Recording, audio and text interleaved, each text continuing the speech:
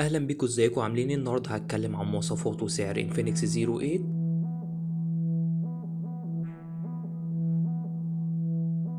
لو انت اول مره تشوف القناه يا ريت تعمل اشتراك للقناه وتفعل زر الجرس وتعمل لايك للفيديو. هبتدي بتصميم الموبايل. التصميم ده شايفه روش جدا، شكل الكاميرات من ورا عامل زي السمبوكسة او متوازي الاضلاع.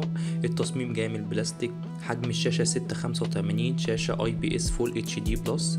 اللي يميز الشاشة دي انها 90 هرتز، هيكون في سلاسة في الاستخدام. الموبايل من قدام شاشة كاملة فيها كاميرتين على الشمال، وهنتكلم على الكاميرات بعد شوية. عيب الوحيد بس اللي في الشاشة بتاعتها ان هي مش احسن حاجة، وكمان مش واضحة قوي تحت ضوء الشمس.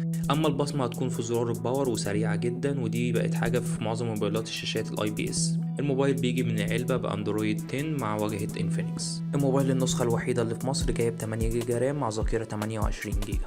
الموبايل بيجي بمعالج ميديا تك جي 90 تي.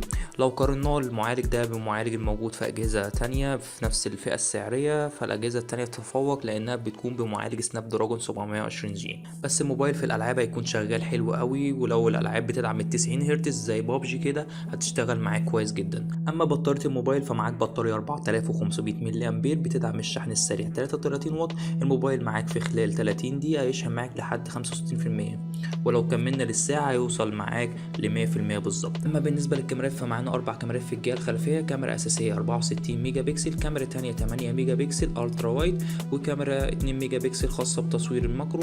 أما الكاميرا الرابعة 2 ميجا بكسل عشان العمر. الصور بالكاميرا بتطلع صور كويسة مقبولة، بس مش أحسن حاجة في الفئة السعرية دي، بس أداها كويس. حل مشكلة الكاميرات بالسوفت وير وتتظبط، وممكن تستخدم برنامج جوجل كاميرا هتطلع لك صور خرافة. الموبايل بيصور 4K 30 فريم في الثانية، وموجود كمان النايت مود للتصوير الليلي، وبتطلع صور كويسة جدا. أما بالنسبة للكاميرات الأمامية، كاميرا أساسية 48 ميجا بكسل، والكاميرا التانية 8 ميجا بكسل، بتطلع صور حلوة جدا ما فيهاش كلام.